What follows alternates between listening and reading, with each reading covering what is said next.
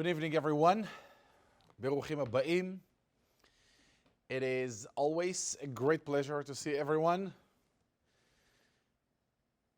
to be able to come here and to see it and learn such a profound and important lessons and insightful ideas that we are learning from Toledano HaKedoshah. I want you to know, just before we begin, that I firmly believe that this is one of the hardest things in the world to do. When we have the entire parasha in the Torah speaking about so many powerful lessons, so many important messages to our lives, that it's very, very difficult for me, and I'm sure for everybody who is speaking about any parasha in the Torah, so to speak, to pick and choose what would be the most important lesson to learn in this lecture, in this time we have together. So I would highly, highly suggest to all of us to understand that listening to a SHIUR, even though we are speaking about the parasha and we do take messages from the parasha, a SHIUR is never a replacement, is never a substitute to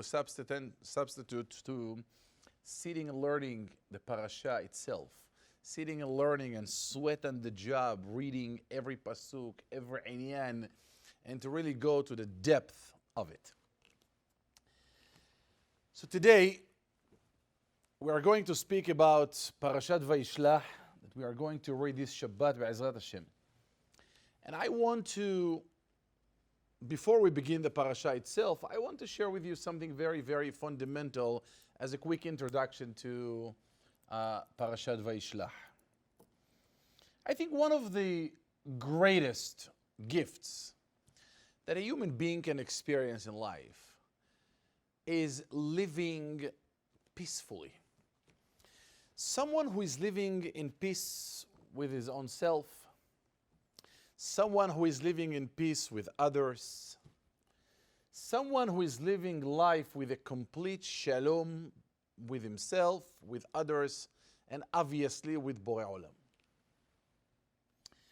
Living in peace, living in a complete wholeness of a human being is a gift. Because many of us have all kinds of issues and concerns and things that are disturbing our lives. But someone who can have a peace between one another is a great gift to have in life. One of the greatest zechuyot and merits that a human being can experience in life also is to be involved in creating peace, is to be involved in supporting people, in creating shalom and unity and love between each other. You can do it within a family structure, you can do it within a community structure, you can do it within a nationwide and the entire world. To be in a peace process and to be in the peacemaker and to be involved in enhancing people's quality in life by creating peace and love between each other, it's one of the greatest zechuyot that a human being can ever have for himself. To pursue shalom, like we all know, that the greatest trait that Aharon HaKohen had, as the Mishnah said, that Aharon HaKohen was Ohev Shalom, Verodef Shalom, Ohev et HaBeriot Umkarevan LaTorah.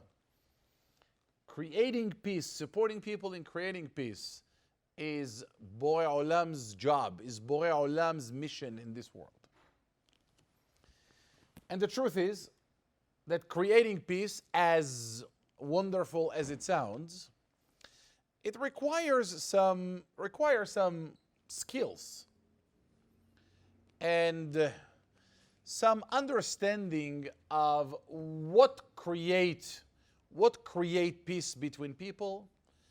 And in order to understand what creates peace, you have to understand what creates the resistance, what creates the resentment, what creates the challenge, what creates the distance between people, what truly hurt people, What truly causes someone to feel not in peace with another person? Because quite often, and you will understand soon why I'm using this introduction, quite often, we can hear somebody who is I can give an example from my practice, from my work. I do marriage counseling for the past 30 years. I've worked with thousands of couples in my life. I've created something that's called a Toledano Academy. If you ever want to see it, it's called www.toledanoacademy.com, which is a source, which is a home of knowledge in creating peace in Shalom Bayit, in relationships, and all this entire domain of Shalom. Quite often when you speak to someone, I'll give you an example. You can hear someone comes and say, I'm very, very frustrated at home. So what's caused you to be frustrated? What's the challenge? I said, look, when I come home, every single day I work hard and I come home and my wife doesn't work and there is no food in the house. And I know my family and I know the way I grew up, the house, the home I grew up in. When you walk home, there is always the smell of the food. There is an aroma of warmth in the house. And when I come home, there is never food. 1 week, 2 weeks, 3 weeks. And I work so hard and there is no food. And my wife is not cooking. And I don't have a hot meal. And I don't have this and I don't have that. And you listen to this person. And he is for half an hour complaining about food. For half an hour, you hear the word food. And what is missing is food. And you think he's talking about food. That is true if we are deaf.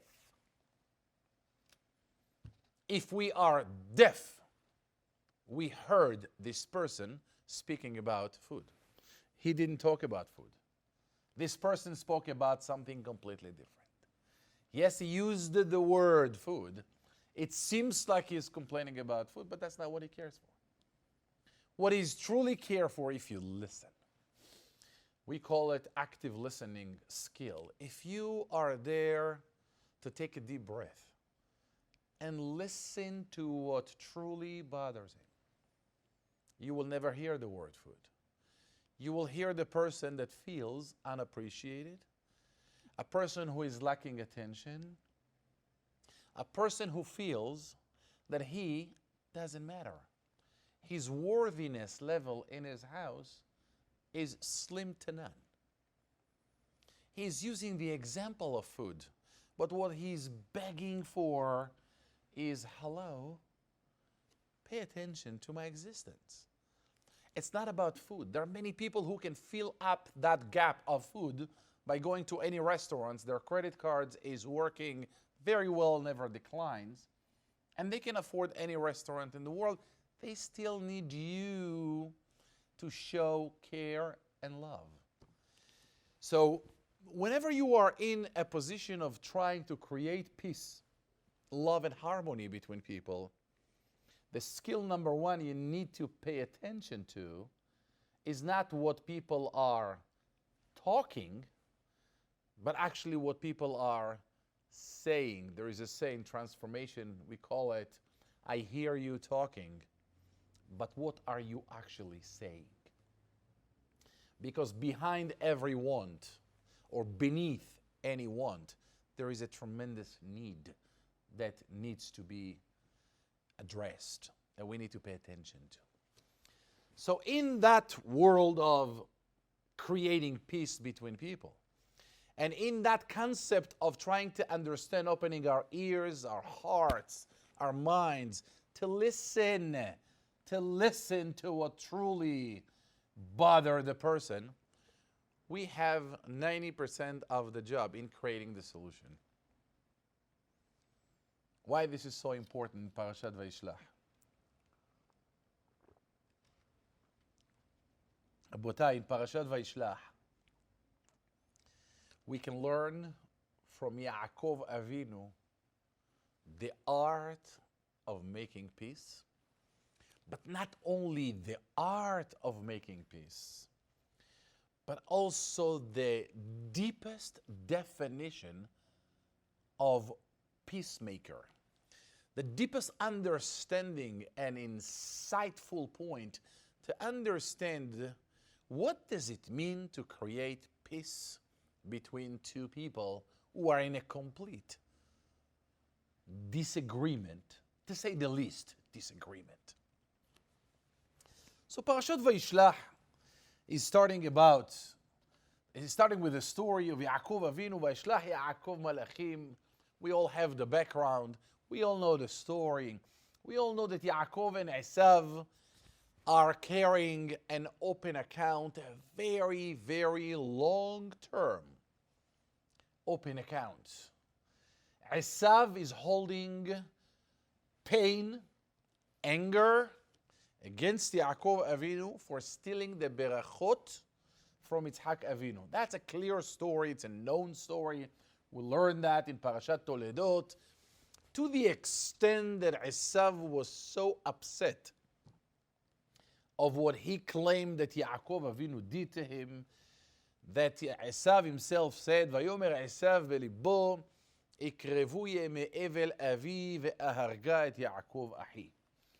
It was at the point, it reached the point that Esav saw no other solution to resolve the anger that he had of what Yaakov Avinu did to him, to the extent that the only solution is to kill Yaakov Avinu, Chas v'Shem. That was Esav's plan. Now, this is more than 20 years later. More than 20 years later.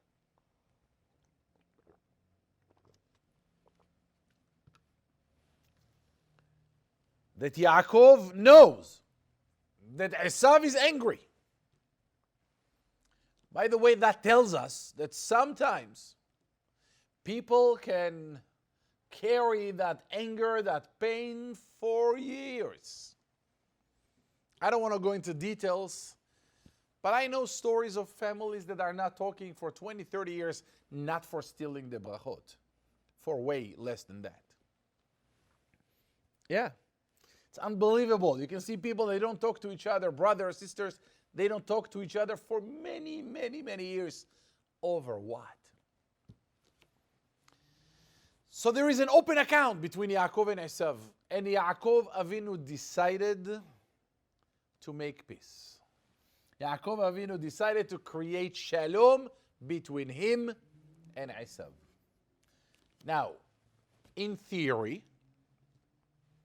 we might say, Yaakov, it's about time. It's about time for you to go and make peace with Esav. Because you know, and Esav knows, that he carries a lot of pain for you stealing the berachot. It's about time for you to go make peace. So Yaakov Avinu is initiating the peace. It's understandable so far. וישלח יעקב מלאכים לפניו אל עשיו אחיו ארצה שעיר שדה אדום. And he is sending a message to Esav. Now let's read the message. ויצב אותם לאמור, and he commanded them saying, כה תאמרון לאדוני לעשיו, so you shall say to my master Esav, he calls him a master. It's an honorable approach. כה אמר עבדך יעקב, so said your servant Yaakov. What's the message? עם לבן גרתי ואיחר עד עתה. I lived with Lavan for many years, and I've reached to this point of today. ויהי לי שור וחמור, צאן ועבד ושפחה, וישלחה להגיד לאדוני למצוא חן בעיניך. So I was able to create wealth and success. Shor, Hamor, Eved, the wealth of that time. Tzon ve'eved ve'shivcha. Va'eshlecha le'agid le'adoni, and I'm sending that message to you, limtzo hen be'enecha, to find favor in your eyes. וישובו המלאכים אל יעקב לאמור, the messengers came back to Yaakov and they said, we have some bad news. Esav, we showed up to him. Banu el achicha el Esav, we showed up to him, we spoke to him, and guess what? He's coming back towards you. Time is just right. He's coming towards you, but not by himself. He's coming with 400 people with him. That gives you a clue that you're not exaggerating by saying that taking 400 people with him coming to meet you, it does not represent a peacemaker. He's not necessarily pursuing peace with you. He's ready for something else. That's what it looks like, at least. And then we know, we can go on and on, that Yaakov Avinu is preparing, is praying to that meeting with Esav. But before we continue, part of the message that we know that Yaakov Avinu sent to Esav, ען בפסוק כה תאמרו לאדוני לעשו כה אמר עבדך יעקב עם לבן גרתי ויחרד עתה. Rashi said, Rashi HaKadosh explains, what does that mean? עם לבן גרתי. What is the message? He's giving him a location information. What is he telling him? עם לבן גרתי. What does that mean? גרתי. Rashi mentioned that עם לבן גרתי, the word גרתי, is equivalent to the word taryag, which represents the 613 mitzvot. So basically what Yaakov Avinu is telling Esav, I lived with Lavan for over 20 years and I kept the entire 613 mitzvot, 248 mitzvot aseh, positive commandments, and 365 mitzvot lo ta'aseh. So Yaakov Avinu is sending a message to Lavan, to Esav, telling him, I am a tzaddik. I keep halav Israel. I don't eat gibrocht in Pesach. I'm a tremendous, tremendous tzaddik. Esav HaRasha is holding a war against Yaakov Avinu. And what's the message? The message is, I lived with Lavan, that didn't keep any of those 613 mitzvot, but I kept them. I'm such a tzaddik, you don't understand? Taryag mitzvot shamarti. Every single morning I put tefillin, Rashi Rabbeinu Tam, Kiryat Shema deoraita, tefillah de Rabbanan. I kept all the mitzvot. I'm wondering if we can look on the face of Esav listening to this news. Listening to this message, and Esav would say, what did you keep? Oh, I kept Halav Israel, you know. I kept all the mitzvot. Wow, says Esav, I'm very impressed. Really, I'm very impressed. What is the message? What is the message Yaakov Avinu is sending to Esav? Why in the world would Esav care for it? But that's number one. But there is a higher question that needs to be addressed, apparently. It's so interesting. It's surprising, but it's so interesting. You're trying to make peace with your brother Esav, correct? What are you trying to make peace for? Because you want to overcome the challenge from the past.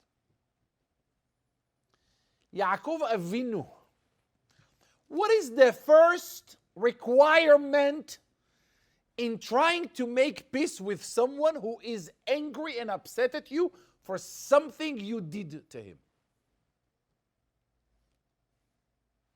What do you say? What is the first requirement? In his eyes, you stole something from him. In his eyes, you did wrong to him. What is the first thing you want to do? Acknowledge that. Yes or no? Acknowledge that. The first thing you want to go to Esav and say, my dear brother, I'm sorry. Be a little American. But in America, it's an empty words. For some people, I'm sorry is a permission to do it again. There's a lot in the language that we use. I'm sorry. No, you're not. If you're sorry, you wouldn't do it. It's very funny. It's like someone sees two people in the middle of a conversation and he doesn't want to wait until they're done. So he goes to them and said, sorry for interrupting, but can I tell you something? Excuse me, you're not sorry. Because if you are sorry for interrupting, do not interrupt. Does that make sense? Do not interrupt if you're truly sorry. I am sorry, it's not a permission asking to interrupt. It's not a permission asking to do wrong. If you're sorry for interrupting, don't do it. But in any case, I am sorry. I apologize. Let me explain to you what happened. It was not my fault. Ima told me. Rivka told me. I thought this is the plan. All kinds of explanation and excuses. But Yaakov Avinu is not even mentioning it. Yaakov Avinu is not acknowledging what he did. You want to make peace with an enemy that holds anger and desires nothing but paying revenge to you. How do you calm him down? You first go and apologize and acknowledge the mistake. Yaakov Avinu Rabotai does not acknowledge anything. He doesn't go, he doesn't try to make Esav feel good about that event. This event was completely wiped out from the history, from the books of history. What does he do instead? Yaakov Avinu is telling Esav, look, I want to make peace with you, but let me tell you, I'm a very tremendous Hasid and Tzaddik, and this is what I do in the house of Lavan. So you should know that.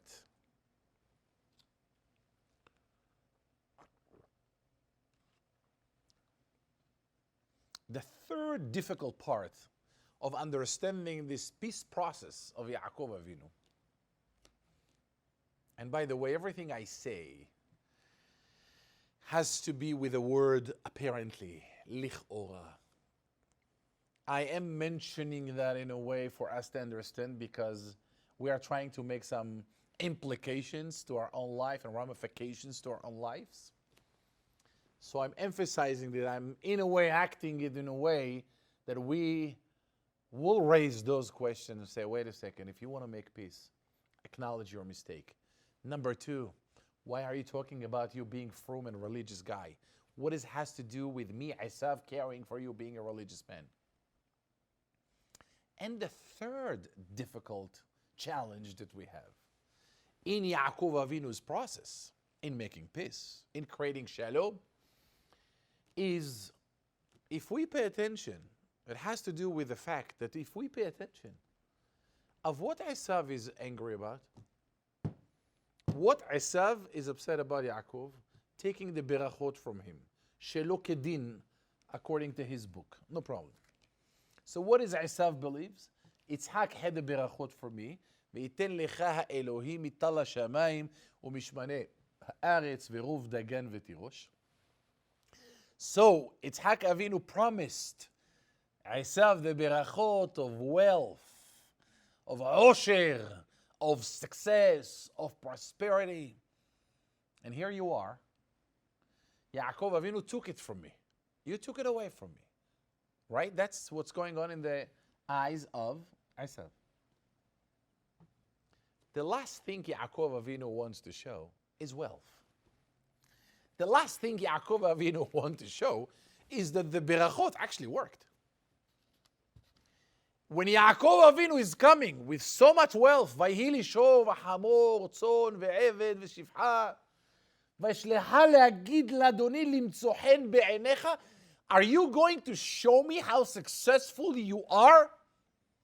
And poke me even deeper? That the berachot actually worked? And you try to למצוא חן בעיניי? You trying to make peace with this? How is it possible?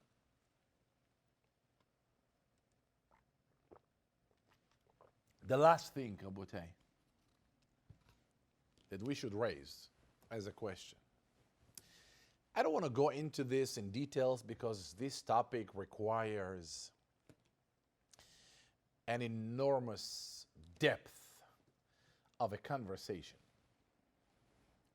But I'm just going to mention that as a bullet point for now, just to go to the point that I want to go. Yet we need to understand that it requires much more deep conversation. There is a concept in the world called the power of intention. The power of intention means that in any relationship you have with another person, people can sense, people can feel, people would know if when you are trying to make peace with them, or if you tell somebody that you love him, or if you tell somebody that you care for them, they know by the power of intention to know if you truly mean what you say. Shlomo Melech said that in such a beautiful way. But when we go to the world, we think the world created what we call the power of intention. Shlomo Melech said that thousands years ago. He said, Kamaim panim lapanim ken lev ha'adam el ha'adam. You cannot lie. You cannot lie about love. You cannot lie about your intention. If you love somebody, first of all, if you love somebody, even if you don't say it, people feel it. But if we feel that if we say it and we don't mean it, people buy it, is one of the greatest illusion that a human being can live by. People know if you love them. People feel you. People know what you think about it. Yes, we try to fool themselves. We try to fool people, and we believe we are successfully can fool people. The only people we can fool is ourselves. Kamaim panim la panim ken lev ha'adam el adam. Such as you look down on a puddle of water, and whatever you see is you see your reflection. Whatever you put is what you get. Whatever you invest is what you harvest. Shlomo Melech said, Ken lev ha'adam el ha'adam. People understand if you mean when you love them. They can sense and smell and feel your true intention. Yaakov Avinu is trying, Rabotai, to make peace with Esav. Correct? Yes or no? Yes. The moment Yaakov Avinu meet Esav, after a few lines of conversation, I'm going to read this to you inside. They're meeting. ויאמר מי לך כל המחנה הזה אשר פגשתי, למצוא חן בעיניך, בעיני אדוני. ויאמר עשיו יש לי רב, אחי יהי לך אשר לך. Wow, beautiful, peaceful, great words.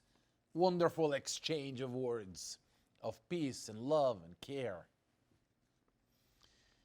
And it seems like that Esav loved the idea, and Esav said, hey, I'm so happy we're back together. I'm so happy we made peace. Let's stay together. Let's remain the unity. Nis'aven elecha ve'elcha lenegdecha. Esav proposed to Yaakov, that's so beautiful. You have your family, I have my family. You have your kids, I have my kids. Unity, love, and peace is so beautiful. Let's be together. Yaakov Avinu said, no, you got this story wrong. You got this idea wrong. He said it in different words, obviously. אומר אליו, אדוני יודע, כי הילדים רכים, והצאן והבקר עלות עליי, ודפקום יום אחד ומתו כל הצאן. Nah, please don't bother. No, I meant, to make peace, but don't take it too seriously. יעבור נא אדוני לפני עבדו, ואני אתנהלה לאיתי. ויאמר עשיו, הציג נא עמך, למה זה אמצא חן בעיני אדוני? You go to the right, I run to the left, said Yaakov. No. We're not, this is not kind of a peace you thought. This is not a kumbaya love. No. You go your way, I go my way. We met, have a good life. Shabbat shalom, umevorach. I don't really mean to be with you all life long. Hello. And Be'emet Yaakov goes one way, and Esav goes to the other way. And the question is, Yaakov Avinu, Merkava l'Shechina, Behira Avot, you're trying to make peace. You're trying to put together the connection between you and Esav. It's so beautiful. But you never meant to create peace. You meant to have a meeting. You meant to meet Esav, put him in a little ease, put him in relax and tranquility mode, and run away. You never meant to do real peace. You never meant to really create shalom. And how in the world Yaakov Avinu believed that any shalom will ever be created between Yaakov and Esav when you never meant it?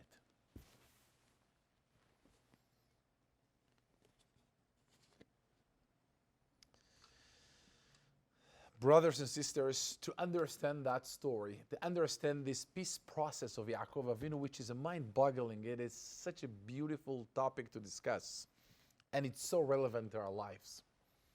To understand this topic, we have to go off from this topic for a minute and go to another dramatic, very dramatic event that took place in Parashat VAYISLACH. Very dramatic. A story that is extremely disturbing. Every human being with a pure soul, any human being with a normal mind, will be very, very disturbed by this story. We know the story, we heard the story, we'll learn the story. But we're going to take a little different angle on the story, and we're going to talk about a specific insight on that story. Yaakov Avinu at this point, Baruch Hashem, was successfully created Am Yisrael. Created Yud Bet Shivtei. He created the tribes, the Shvatim of Am Yisrael. He created a whole Jewish world. Yaakov Avinu was able to create with Leah and Rachel and the Shefachot, the entire Am Yisrael. And then the Torah said that within the tribes of Am Yisrael, within the sons of Yaakov Avinu, there was a daughter also, Dinah. And the Torah describes a story which is so painful to read, to learn. But nevertheless, it's there. And the story is, ותצא דינה בת לאה, אשר ילדה ליעקב לראות בבנות הארץ. We're not going to go into all the interpretations and the parshanut of what ותצא דינה and why בת לאה, not בת יעקב, etc. But we'll know that Dinah was Kodesh, Dinah was Kodesh Kodashim, ביתו של יעקב אבינו, עליו השלום. ביתו של בחירה אבות, the daughter of יעקב. וירא אותה שכם בן חמור, couldn't find a better name. שכם בן חמור, כשמו כן הוא. ויקח אותה, וישכב אותה, ויעניה. Very painful. שכם בן חמור, הגוי הערל, הטמא, Shechem ben Hamor took Dinah, bito shel Yaakov Avinu, and he tortured her in a very, very horrific way. And the Torah said that it was not a one-time event. Shechem ben Hamor wanted to continue this relationship and actually marry Dinah. ותדבק נפשו בדינה בת יעקב, ויאהב את הנערה וידבר עליה. He wanted to entice her, to seduce her into staying with him. And Shechem tried to find an attorney to represent him in the house of Yaakov Avinu to go to ask Yaakov's permission. Now he's asking for permission. This is not a time to talk about it, but there is absolutely no doubt that this story is generating a lot of anger within us. If we were there, Has v'shalom bar minna, not on anybody in the world this experience. And this evil Hamor, kishmo kenhu, the father of Shechem, is going to Yaakov Avinu with such a chutzpah, with such a level of azut panim. He goes to Yaakov and he said, I need to talk to you. Yaakov shama, the Torah said, ki timeh dina bito, ve'herish Yaakov ad boam Yaakov Avinu is doing nothing. A point that deserves attention. Yaakov Avinu hears the story and he does nothing.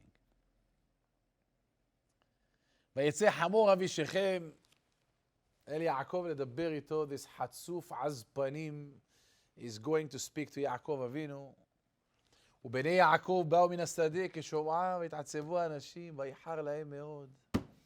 And the sons of Yaakov, the brothers, Shevatim, Shivtei Yah, the brothers of Dinah, they're coming from the field and they hear the news and their heart is broken. Their heart is broken to pieces. ויתעצבו האנשים מאוד, they became sad and upset. ויחר להם מאוד, and they became angry. כי נבלה עשה בישראל ישכב את בת יעקב וכן לא יעשה. Boy ורבותיי, the brothers of Dinah are angry. They're very sad and upset. But what are they doing about it? It's one thing to be angry, it's one thing to be upset. Dinah is still there. What are you doing about it? So far, nothing. And then this is the mind-boggling conversation. I don't know how normal human beings can carry such a conversations. וידבר חמור איתם לאמור שכם בני, מה שמך ושם בנך.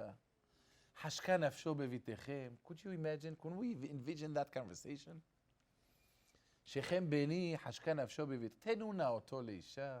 תנו נא אותה לא לאישה. But not only that, I have a greater offer. והתחתנו אותנו, בנותיכם תתנו לנו ובנותינו תיקחו לכם. ואיתנו תשבו.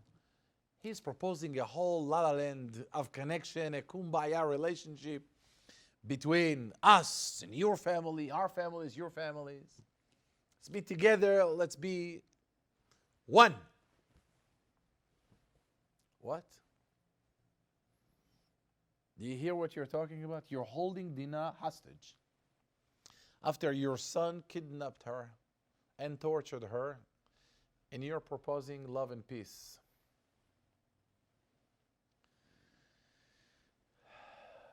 We all know the rest of the story when Shimon veLevi realized what's happening.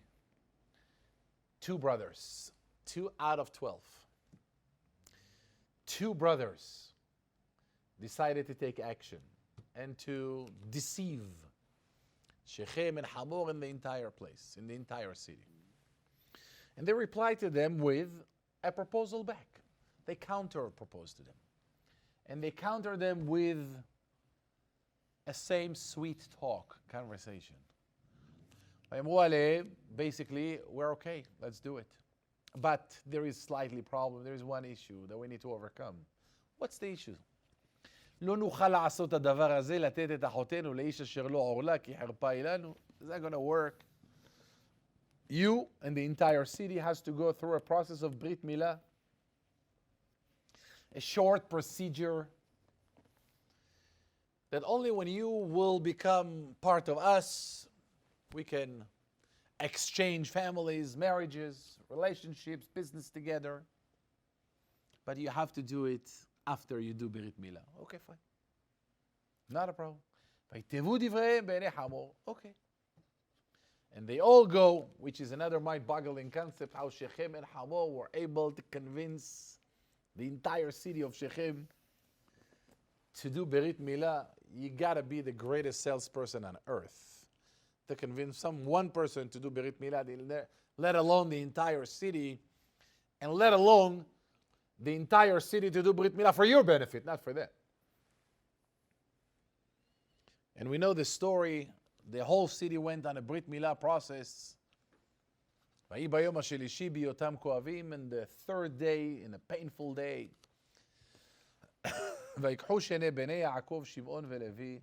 we can understand their anger. We can understand their desire to pay revenge. And we can understand their pain. Only two.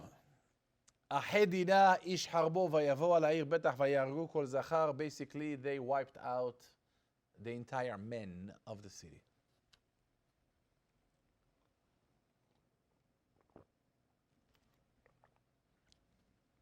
They pay them back. They pay them back. They paid their evil with interest. Now, if we pause here for a second, Rabotai, 1 second, and we ask ourselves, how many of us can associate ourselves with Shimon and Levi? How many of us would feel the same thing, like Shimon and Levi did? How many of us, under those circumstances, would be very happy to hear that those evil people paid the price? I'm sure many of us. I can speak for myself. May Borei Olam never test us for that. May Borei Olam never give us any kind of experience similar to that. But as an observer reading and learning the story, apparently we would call Shimon and Levi heroes. They gave them back. They gave them back what they well deserved. Right? But apparently, there is one person who is not happy about this. Vayomer Yaakov el Shimon veLevi. Listen to the words, very powerful. Vayomer Yaakov el Shimon veLevi, achartem oti leav'isheni beyoshev haaretz. You made me, you dirt my name. Achartem oti, you polluted me. You polluted me. I look bad in the eyes of the people around us, in other nations, in other cities. And I am fearful. I'm fearing that from now on, ואני מתי מספר, ונאספו עליי ויקוני ונשמרתי אני וביתי. Now I'm concerned that those people, those neighbors, when they hear that story, they would come and destroy me.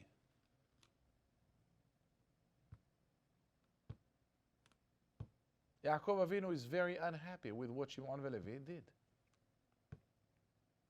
Why not? Why not? Yaakov Avinu is fearing what's going to happen to us. If what Shimon and Levi did was simply right to teach the world that those actions have zero tolerance in the world. You rape our sister, you die, said Shimon VeLevi. Why was Yaakov Avinu against that? Why was Yaakov Avinu against what Shimon VeLevi did? But it goes even deeper. When Yaakov Avinu told that to Shimon VeLevi, they replied to him, "Vayomeru achzona ya'aset achotenu." Shall we allow the world to think our sister is such a low-life girl? No. Moreover, Rabotai, for $10 billion, what is this conversation about? What is Yaakov saying? What is Shimon VeLevi saying? What is the argument? What is the debate? What is the debate between Yaakov and Shimon VeLevi? He says, "Achartem oti." Now I'm fearful that the surroundings, the neighbors will come after me, and they say, "Dad, Abba, impossible to allow anybody to think our sister is a cheap sister. That's not going to happen." And Yaakov Avinu ended the conversation. There is no more back and forth. What is this conversation? This is such a beautiful conversation to dig in, to try to understand what is Yaakov Avinu is saying, what are Shimon VeLevi saying. Moreover, Rabotai, the first part of the parasha, the peace between Yaakov and Esav, and this conversation, I feel and I think it might be interconnected. Moreover, Rabotai, Yaakov Avinu is coming to the world in creating Am Yisrael and in creating Shivteka and creating the entire Jewish generation from now on. Yaakov Avinu, Rabotai, is going to Am Yisrael and is going to his sons and is going to us, and that's what the Torah is teaching us. Yaakov Avinu is coming and telling Rabotai, you should understand something. You should understand that this world is divided to two categories, to two departments. There is one department called a natural world, and there is another category and another department called Am Yisrael. There is the whole world, a world of nature, and there is Am Yisrael. Am Yisrael has a completely different operational system. Am Yisrael are wired and operating and running life differently than anybody else in the universe.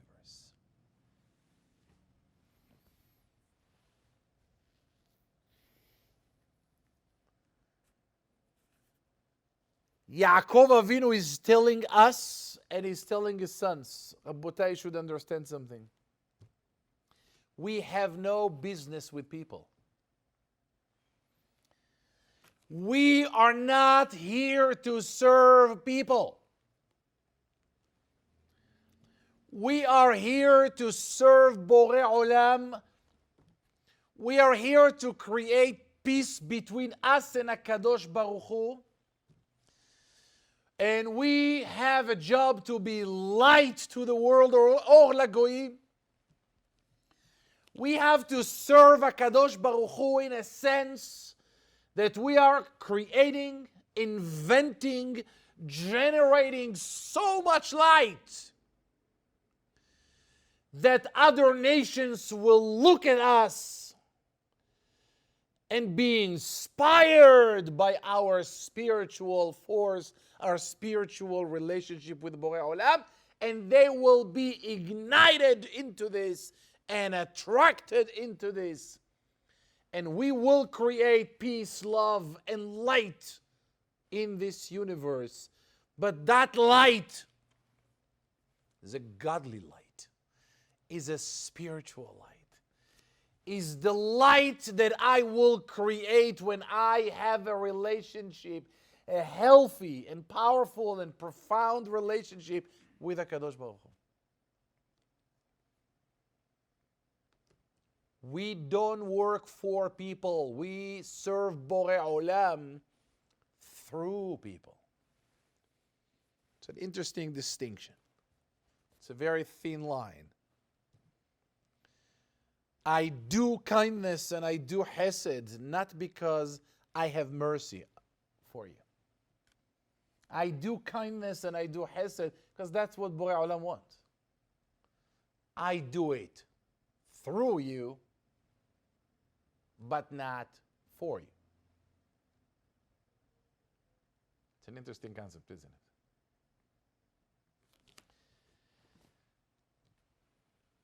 Yaakov Avinu said to us first and to the world second, when you have healthy relationship with Borei Olam, you have no enemies. You have nothing to worry about anybody. ברצות השם דרכי איש, גם אויביו ישלים עמו. It's a mind-boggling concept. When I have an issue with you, when I have a distance relationship with you, the focus of the world has nothing to do with you. The focus of the world is, who am I in the eyes of Borei Olam? How am I not serving Borei Olam good and healthy enough that you don't see the light in me?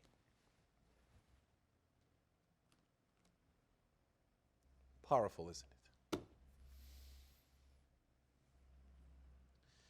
If you are not attracted to my lifestyle,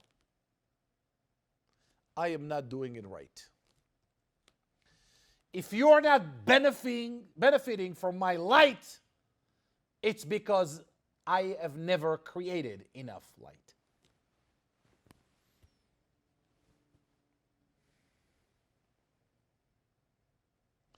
Yaakov Avinu is telling Shimon veLevi, you have to understand, my dear sons, achartem oti, you polluted my image. Why?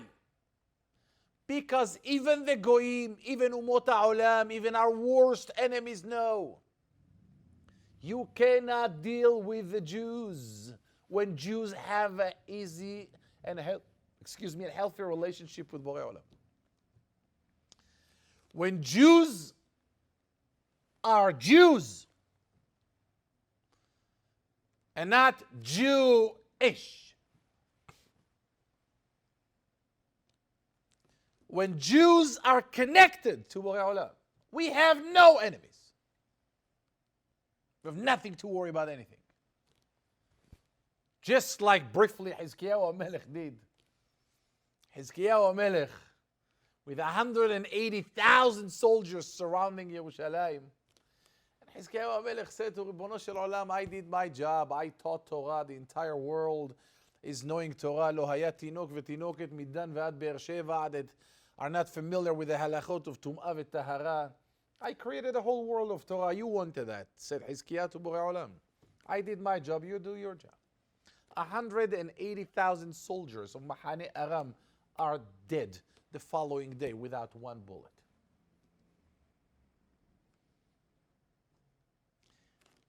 We have to understand our role in this world.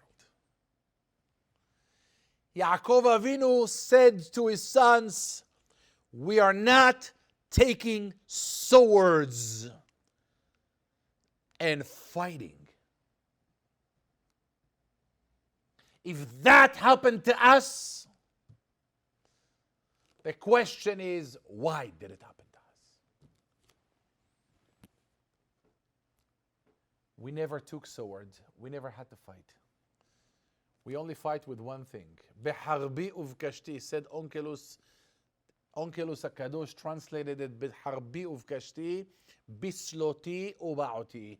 in my prayers and in my begging to HaKadosh Baruch Hu, in my relationship with HaKadosh Baruch Hu. It is quite fascinating. It requires an enormous responsibility on our hands. If you want something to work there, work here. If there is no peace between us and others, it means we are not generating enough light. The brothers, Shimon and Levi, said, Dad, Abba, what are you saying? Ach zona ya'aseh et achotenu. We did this because we never were willing to accept that that was her fault. Has v'shalom bar minan. That was the end of the conversation. And when we pay attention to that, the miraculous force that Am Yisrael are holding and carrying in their lives, we can begin to understand how Yaakov Avinu makes peace. Yaakov Avinu comes to Esav and he wants to make peace. Let's go back to the beginning of the parasha with everything we asked. Yaakov Avinu is coming to Esav. He said, I want to make peace with you. I will never apologize. There's nothing to apologize for. There is no event to acknowledge. You might have as pain as much as you want pain forever. That's not what it is. I want you to understand something. I am connected to HaKadosh Baruch Hu. עם לבן גרתי, ותרי"ג מצוות שמרתי. I kept the 613 mitzvot. That tells you that my relationship and my connection with HaKadosh Baruch Hu, my spiritual force, is in the highest degree. You cannot touch me. Not with 400 people, with 400,000 people. You can't touch me. I am not coming to make peace out of a weakness. I'm going to make peace because you, Esav, understand what I'm saying. And that's a great secret for us to know. Umot ha'olam, our worst enemies, they know our power. They know our power. They know that if we have a good relationship with Borei Olam, they cannot touch us. Yaakov Avinu is coming to Esav and he said, my dear brother, I am not going to apologize. There is nothing to apologize for. I got the berachot because that was Ratzon Hashem, that was from Borei Olam. He went through all kinds of maneuvers and all kinds of manipulations, but in the end of the day, you should know it was God's will. It was Borei Olam's plan that I should get the berachot. I should get the berachot. I got them. You have nothing to talk about. Not only that, עם לבן גרתי, בתרי"ג מצוות שמרתי. And guess what? I have the beracha works, and it's mine, and you should acknowledge that. You should make peace with me. You should make peace with the fact that Borei Olam runs the world and not tanks, bombs, and all kinds of weapons. You can't touch me. And guess what? When I come and I show my face to you and I want to create peace, please understand that I'm not talking about me blended in with you. I am not going to blend in with you. I'm not going to send my kids to your public schools. I am not going to have my kids celebrating with you your holidays. I am not going to teach my kids your values. Remember where I derive my power from. I derive my power from my spiritual being. And this is what kept me up until now, and this is what will continue to keep me from now on. So I love you. I care for you. Peace and love. Have a good life. Run away. Because you know and I know that if I want to create peace in this universe, if I want to Vayikra b'Shem Hashem el Olam, If we want to create Rabotai, this message is so incredibly powerful and profound because it takes a whole paradigm shift, a complete paradigm shift in the way we see the world and in the way we fight the world.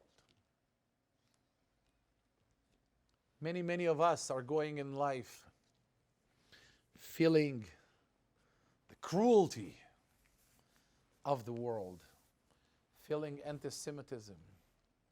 We're feeling we have many enemies, the Hezbollah, the Hamas, the this, the that. Maybe it's painful, maybe it's not super romantic to say, but Rabotai, we have no enemies. The only enemies we have is ourselves. If there is darkness in the world, we have no one to complain to but ourselves. If there is not enough light in the world, it's because we don't generate enough light. And if we want the enemies to respect us, we need to respect Borei Olam. When we respect our role in this world with the Kadosh Baruch Hu, our enemies will look at us with an awe. Our enemies will look at us with respect. Our enemies will understand that we are not those who are going to fight. We have Borei Olam, Hashem yilachem lachem ve'atem taharishun. The world know it. The question is, do we know it? Are we knowing it? Do we know what is our role? My message, Rabotai, to all of us is instead of putting effort and force to fight outside of us, instead of going and fighting all our enemies from technology to any other enemies, it's about time for us to buy a mirror. To buy a mirror and to look deep into our reflection and ask ourselves, how v'taher libenu le'avdecha be'emet are we? How truthfully we're serving Borei Olam. How much love and care we have towards each other. How much light we create in the world. Because Rabotai, this is the message Yaakov Avinu is giving to us. Through the peace he's making with Esav, and through the through the horrific event with Shechem ben Hamor and the entire story of Dinah. We have to create enough light in the world that our enemies could never touch us. And this is the responsibility, or if you wish, the accountability skill we all have to increase. Ezrat Hashem HaKadosh Baruch Hu will give us the zechut to really focus on what works, really focus on the ikar of the target of our lives, to create light, to create love, to create an attraction that people will see us and say, look at those people serving Borei Olam.